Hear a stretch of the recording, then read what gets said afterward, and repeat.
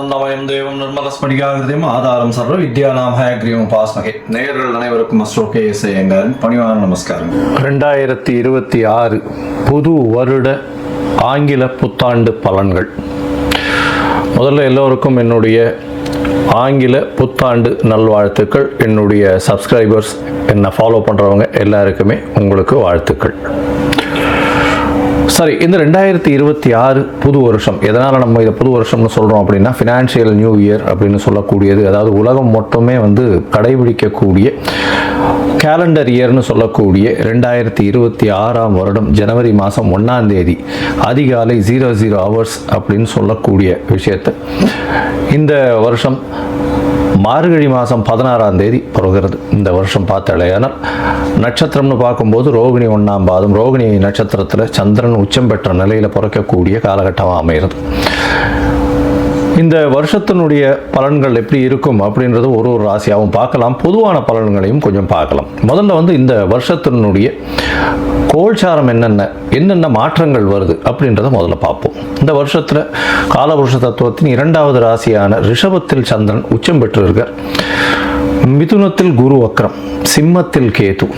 அது தவிர பார்த்தீங்கன்னா உங்களுக்கு இந்த வருஷத்தில் சமசப்தமம் அப்படின்னு சொல்லக்கூடிய இடத்துல மாந்தி வருது. அதாவது இந்த வருஷம் பிறக்கும்போது 8ஆம் இடத்துல 4 கிரகங்கள், மாத கிரகங்கள்னு சொல்லக்கூடிய சூரியன், செவ்வாய், புதன் மற்றும் சுக்கிரன் இருக்கார். சனியும் ராகுவும் கும்பத்தில் இருக்கார். இந்த வருஷம் இந்த வருஷத்தில் பார்த்தீங்கன்னா வரக்கூடிய மாறுதல்கள் அப்படின்னு சொல்ல போனால், எடுத்த உடனே 17/3/2026 அன்னைக்கு குரு வக்ர நிவர்த்தி ஆறுது. அதற்கு முன்னாடி பார்த்தீங்கன்னா 6/3/2026 அன்னைக்கு சனி கும்பத்தை விட்டு மீனத்துக்கு போகிறார். அதனால் மேஷ ராசிக்காரர்களுக்கு 7.5 சனி ஆரம்பிக்கிறது, மகர ராசிக்காரர்களுக்கு 7.5 சனியிலிருந்து விடுதலை பெறுறது. இது ரெண்டும் ஒரு முக்கியமான விஷயம். அதே மாதிரி விருச்சிக ராசிக்காரர்களுக்கும் அர்த்தாஷ்டம சனி போகிறது, கடக ராசிக்காரர்களுக்கு அஷ்டம சனியும் போகிறது. இது மாற்றங்கள். அதே மாதிரி பார்த்தாலேயானால் 17/3/2026 குருவினுடைய வக்ர நிவர்த்தி, குரு மிதுனத்தில் வக்ர நிவர்த்தி அடைகிறார் 17/3 அதற்கு பிறகு பார்த்தாலேயானால் 26/5/2026 குரு மிதுனத்திலிருந்து கடகத்துக்கு போகிறார். கடகத்தில் அவர் உச்சம் பெற்று போயிருக்கார். இந்த வருஷம் பார்த்தாலேயானால் பொதுவாகவே 12 மாதம் இருக்க வேண்டிய குரு 5ஆம் மாதத்திலிருந்து கிட்டத்தட்ட 10ஆம் மாதம் வரணும். அதாவது 5 மாதம் மட்டுமே அங்கே இருக்கார். அதாவது 20/10/2026 வரலும் தான் குரு கடகத்தில் இருக்கார். 20ஆம் தேதி அக்டோபர் மாதம் சிம்மத்துக்கு வந்துடுறார். கிட்டத்தட்ட ஒரு 5-6 மாதம் தான் அவர் அங்கே இருக்கார். இந்த மாதத்தில் வரக்கூடிய அடுத்த ஒரு பெரிய பயிற்சின்னு சொல்லக்கூடியது 13/11/2026 ராகு கேத்துவின் பயிற்சி. அதாவது ராகு கேது இரண்டுமே நிழல் கிரகங்கள், அதாவது அவர்கள் அது சாயா கிரகங்கள் அப்படின்னு சொல்லக்கூடிய அவர்கள் நிழல் கிரகங்கள். தனித்துவம் என்பது அவர்களை பொறுத்தவரையிலும் கிடையாது. எந்த இடத்தில் இருக்கிறார்களோ அதை சார்ந்தே அந்த கிரகங்கள் நல்ல ஒரு ஏற்றத்தையும் இரக்கத்தையும் கொடுக்கக்கூடியது.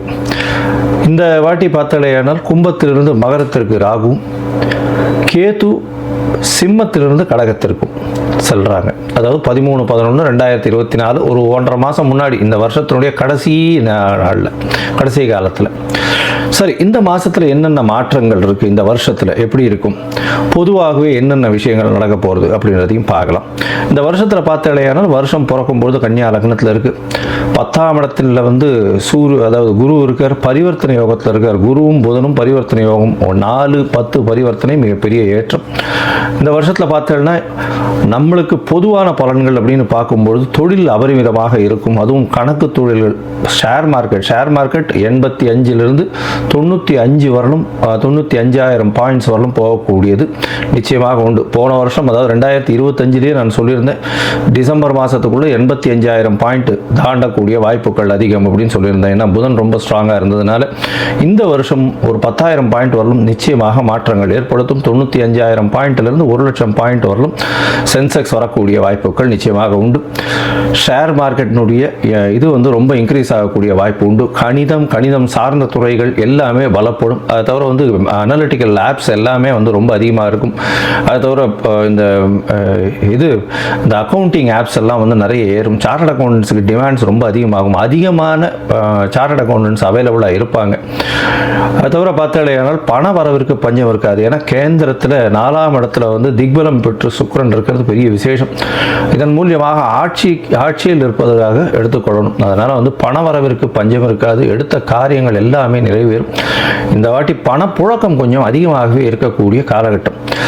சுக்கிரனும் 4ஆம் இடத்துல இருந்து திக்பலம் பெறதுனாலையும், அதாவது இந்த கன்னியா லக்னத்துக்கு 4ஆம் இடத்துல இருக்கிறதுனால திக்பலம் பெற்று போகிறதுனாலையும், சந்திரனும் உச்சம் பெற்று போகிறதுனாலையும் பெண்களுடைய டாமினன்ஸ் இந்த வருஷம் ரொம்ப அதிகமாகவே இருக்கும். எந்த ஒரு விஷயத்திலையும் பெண்களுடைய ஆளுமை அதிகமாக இருக்கக்கூடிய வருஷமாக இந்த வருஷம் அமையும். கலைத்துறை, அதை தவிர வந்து பார்த்தோம்னா அழகு துறைகள், ஆடை விளம்பரம், அலங்காரம், இந்த மாதிரியான துறைகள் மிகவும் மேன்மை பெறக்கூடிய வாய்ப்புகள் நிச்சயமாக உண்டு. தண்ணீர் சம்பந்தப்பட்ட, பால் சம்பந்தப்பட்ட, பால் பதனிடுதல் சம்பந்தப்பட்ட துறைகள் மிகவும் ஏற்றத்தை கொடுக்கக்கூடிய வாய்ப்புகள் உண்டு. அரசாங்கத்திற்கு பார்த்தடையானால் இந்த விமானப்படை மூலியமாக, விமானம் பொருட்கள் மூலியமாக நிறைய ஏற்றம் வரும். இராணுவ தளவாடங்கள் விற்கிறதுல விமானம் சம்பந்தப்பட்ட விஷயங்களில் பெரிய ஏற்றம் வரக்கூடிய வாய்ப்புகள். ஏன்னா ராகு ரொம்ப ஸ்ட்ராங்காக இருக்கக்கூடிய காலகட்டமாக அமைய போகிறது. இந்த வருஷத்தில் பார்த்தடையானால் குருவும் உச்சம் பெற்று போகிறதுனால தங்கம் ஸ்திரமாகக்கூடிய வாய்ப்பு உண்டு. தங்கம் விலை பார்த்தோம்னா ஸ்திரமாக இருக்கக்கூடிய வாய்ப்புகள் நிச்சயமாக இருக்கும். ஸ்திரம் அப்படின்னா 12,000 to 15,000 ரேஞ்சிலேயே தான் இருக்கும். ரொம்பவும் இறங்கிறதுக்கு வாய்ப்புகள் நிச்சயமாக கிடையாது. மேக்சிமம் போச்சுன்னா 14 ரூபா 15,000 ரூபா வரலும் 1 கிராம் போகிறதுக்கு வாய்ப்புகள் உண்டு. அதற்கு மேலே போகக்கூடிய வாய்ப்புகள் நிச்சயமாக இல்லை. ஆனால் வெள்ளியின் விலை நிச்சயமாக உச்சத்தை தொடும், அதிகமான இதுவாக வரும். வைரத்தின் விலையும் அதிகமாக வரக்கூடிய வாய்ப்புகள் நிச்சயமாக உண்டு. ஏன்னா சுக்கிரன் ரொம்ப ஸ்ட்ராங்காக இருக்கக்கூடிய காலகட்டமாக இருக்கு. அதனால நிச்சயமாக உங்களுக்கு வெள்ளியும் வைரமும் விலை ஏற்றம் அதிகமாக இருக்கக்கூடிய வாய்ப்புகள் மிகவும் அதிகம். அதை தவிர வந்து பார்த்தாலேயானால் மைனிங் செக்டர், அதாவது வானூர்தி செக்டர், அதை தவிர வந்து ஏரோஸ்பேஸ், ஏரோடைனமிக்ஸ், அதை தவிர ஏவியேஷன், இது எல்லாமே அதிகமாக வளரக்கூடிய வாய்ப்புகள் நிச்சயமாக உண்டு. நெருப்பு சம்பந்தமான பிரச்சனைகள் வரக்கூடிய வாய்ப்புகள் உண்டு. 1-2 நெருப்பு இன்சிடென்ட்ஸ் நடக்கும். மோஸ்ட்லி இந்த வருஷத்தில் ஒரு பெரிய விபத்தை சந்திக்க வேண்டிய காலகட்டமாக நிச்சயமாக வரும். அது தவிர பார்த்தாலேயானால் இந்த வருஷத்தில் என்ன சொல்கிறது, அதாவது இது கீழ்த்தட்டு மக்கள் மூலியமாக சற்று புரட்சிகரமான பிரச்சனைகள் வரக்கூடிய வாய்ப்புகள் உண்டு. அதாவது என்ன சொல்றது, ஒரு எதிர்ப்பு குரல்கள் அரசாங்கத்தை நோக்கி அதிகமாக இருக்கக்கூடிய காலகட்டமாக அமைய போகிறது. ஆனால் மொத்தத்தில் பார்க்கும்பொழுது தண்ணீர் பற்றாக்குறை இருக்காது. அதிகமான மழை பெருக்கம் இருக்கக்கூடிய வாய்ப்புகள் அதிக மழை வர்றதுனால வெள்ளங்கள் அதிகமாக இருக்கும். வெள்ளத்தின் மூலியமாக பயிர்கள் வேஸ்டாக போகக்கூடிய வாய்ப்பு. ஒரு பக்கத்தில் மழை அதிகமாக கொட்டி பழைய பயிர்கள் வேஸ்ட் ஆகக்கூடிய வாய்ப்புகள், அதாவது உணவு தானியங்கள் வேஸ்ட் ஆகக்கூடிய வாய்ப்புகள் உண்டு. இந்தியாவினுடைய ஏற்றுமதி இறக்குமதி சற்று பாதிக்கக்கூடிய வாய்ப்புகள் நிச்சயமாக இருக்கும்.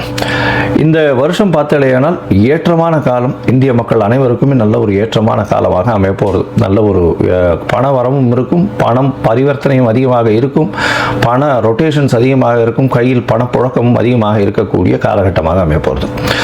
சரி, இப்போ மேஷம் முதல் ஒரு ராசியாக வந்து இந்த வருஷம் எப்படி இருக்கு அப்படின்றத பார்க்கலாம். 2026 இந்த மாறுதல்களை வைத்து பார்ப்போம். அதுக்கு முன்னாடி என்னுடைய மொபைல் நம்பர் கீழே ஸ்க்ராலிங்கில் போயிட்டு இருக்கும். உங்களுக்கு அஸ்ட்ராலாஜிக்கல் கன்சல்ட் தேவைப்படுமே ஆயின் நீங்கள் எனக்கு ஃபோன் பண்ணுங்க. உங்களுக்கு அப்பாயின்மெண்ட் தரேன். உங்களுடைய date, time, place of birth, உங்களுடைய பெயர், உங்களுடைய தாய் தகப்பனார் பெயர், இதை அனுப்புங்க. என்னுடைய கட்டணம் என்னன்னு சொல்கிறேன். அந்த கட்டணத்தை வந்து போட்டுட்டு யூடிஆர் நம்பர் ஷேர் பண்ணுங்க. உங்களுடைய ஜாதகத்தை போட்டு சந்தி இருக்கான்னு பார்த்துட்டு, சந்தி இருந்ததே ஆனால் அதை தவிர்த்து என்ன இது பண்ண முடியும், உங்களுடைய நட்சத்திரம் என்ன, தசாநாதம் என்ன, அந்த தசை நடக்கிறது, உங்களுடைய லக்னம் என்ன அப்படின்றத குறித்து அதற்கு பிறகு உங்களோட அப்பாயின்மெண்ட் ஃபிக்ஸ் பண்ணிட்டு டிஸ்கஸ் பண்ணுறேன்.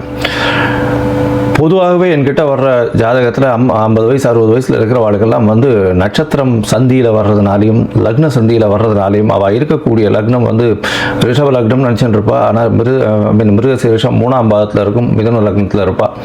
ஸோ அந்த மாதிரி மாறுதல்கள் நிறைய இருக்குது. அதனால் முதல்ல லக்ன சந்தி, நட்சத்திர சந்தி எல்லாம் குறித்து அதற்கு பிறகு உங்களுடைய ராசிக்கு, உங்களுடைய லக்னத்திற்கு ஏற்ப தசை நடக்கிறதா, இப்போ நடக்கிற கோச்சாரம் எப்படி நடக்கிறதுன்றதை பார்த்து அதற்கு பிறகு பலன் சொல்கிறேன். சரி, இப்பொழுது மேஷம் முதல் மீனம் வரை 2026 புத்தாண்டு பலன்கள் ஒன்றொன்றாக பார்க்கலாம். பூரட்டாதி, உத்திரட்டாதி, ரேவதி இந்த 3 நட்சத்திரம் 9 பாதங்களை கொண்ட ராசி. ராசியின் அதிபதியும் சொல்லக்கூடியவர் குரு. உங்களுடைய ராசிக்கு 4ஆம் இடத்துல இருக்கார். இந்த வருஷம் பார்த்தோம்னா பரிவர்த்தனை யோகத்தில் 10-4 பரிவர்த்தனை ஆறுது. அதனால உங்கள் சுகங்கள் ஏறக்கூடிய வாய்ப்புகள் நிச்சயமாக உண்டு. இருந்தாலும் மன அழுத்தம் உண்டு. என்ன சார் எடுத்த உடனே இப்படி சொல்றீங்க? உங்களுடைய ராசிக்கு 7 சனி நடக்கிறது, ஜென்ம சனி வருது. 3ஆம் மாதம், அதாவது மார்ச் மாதத்திலிருந்து மீனராசிக்காரர்களுக்கு ஜென்ம சனி வருது. இதனால் உடல் நலத்தில் சற்று பின்னடைவு இருக்கும், மன அழுத்தம் இருக்கும், ஸ்ட்ரெஸ் அதிகமாக இருக்கக்கூடிய காலகட்டம். இருந்தாலும் பார்த்தீங்கன்னா உங்களுக்கு ஜூன் மாதத்திலிருந்து அக்டோபர் மாதம் வரலும் உண்டான காலகட்டத்தில் சற்று கம்மியாகக்கூடிய வாய்ப்பு. ஏன்னா குரு பகவான் உங்களுடைய ராசியை பார்க்கறதுனால எல்லா விதமான பிரச்சனைகளும் சற்று குறையக்கூடிய வாய்ப்புகள் உண்டு. இருந்தாலும் உங்களுக்கு பிரச்சனைகள், மன அழுத்தம் நிச்சயமாக இருக்கக்கூடிய காலகட்டமாக அமையும். ஒரு தீர்க்கமான முடிவு எந்த ஒரு விஷயத்திலும் எடுக்க முடியாத காலமாக இருக்கும். அதனால் பிரச்சனைகளை கையில் எடுத்து செய்யக்கூடிய வாய்ப்புகள் நிச்சயமாக இல்லை. இந்த காலகட்டத்தில் பார்த்தீங்கன்னா உங்களுடைய ராசிக்கு ராசிநாதனுடைய பார்வை வேறு இருக்குது. ராசிநாதனுடைய பார்வை இருக்கிறதுனால உடல் நலத்தில் நல்ல ஒரு ஏற்றம் இருக்கும். இருந்தாலும் மனக்குழப்பங்கள் அதிகமாக இருக்கும். எந்த ஒரு விஷயத்தையும் எடுத்து செய்யலாமா வேணாமான்ற ஒரு கன்ஃபியூஷன் இருந்துகிட்டே இருக்கும்.